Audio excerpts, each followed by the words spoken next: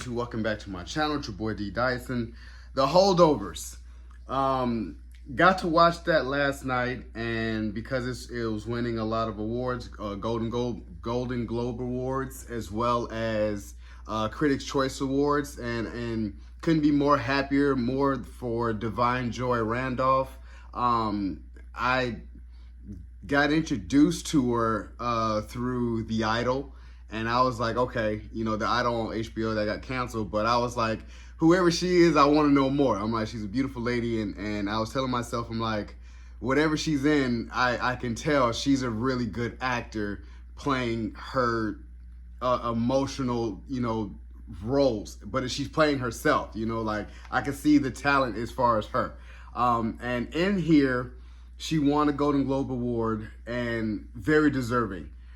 Because I was looking at it in terms of she carried the most weight in the movie and how she displayed it and her backstory. I love PaulGiamatti, and I'm happy that we got a backstory. So basically this movie is about a high school teacher.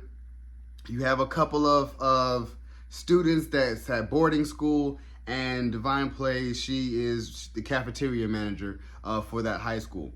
And about this high school is it's a rich boarding school for all these rich parents that send their kid to boarding school. And you have the typical douchebag type of rich kids, and you have these rich kids who just the entitlement that they carry is crazy. Now this is set in 1970 for Christmas and going into 1971. So you get to see how this became such a thing back then, and how we're in the spirit of getting out of the Vietnam War or in Vietnam War. So it's a lot of going on in that period time. But in doing so, you got to see the backstory of Paul Giamatti's character as this high school teacher that is very versed in English literature. Like, he was a really good teacher, but nobody liked him. Just the fact that he was just always on him about everything, and you couldn't accept like no for an answer type of guy. Like, he was a no nonsense guy, but very intellectual. And the fact that, you know, he makes a comment about his eyes, like the way his eyes was, and then that he smelled like fish. And I love the backstory of him fleshing out of who he is why he is like the way he is. He's not married, never had kids, never been married. Never really had a girl, and then, you know, when you get through the movie, they take these trips to Boston. Everybody fleshes out their story, as well as it's called The Holdover Kids. And then this guy was like, yeah, you know, one of the rich kids that was there, his dad couldn't hold out anymore, and took the rest of the kids on a helicopter trip, and was like, hey, you guys can come stay at his house, that type of thing. Reached out to all the other parents, and except this one guy where he couldn't reach his parents, and now he's really stuck there. And he's kind of the more outcasty one, where he is been left back, you know, and this is my 4th boarding school, and if not, then I'm going to military school. And you get all their backstory. But I love DaVineJoyRandolph's backstory the most, because the fact that she was grieving over her son that was in the Vietnam War, but he was going to that school, and the only reason why he went to war is because the tuition got upped on her, although she worked there, and that's how she was getting half the tuition. And she couldn't afford it no more, so he got shipped off to the war because they were, you know, doing draft at that time. Ended up dying in the war, so she's blaming herself. That like the last time the memories she have of him was at that school because she worked there. But like I said, I love Paul Giamatti's backstory in here as well.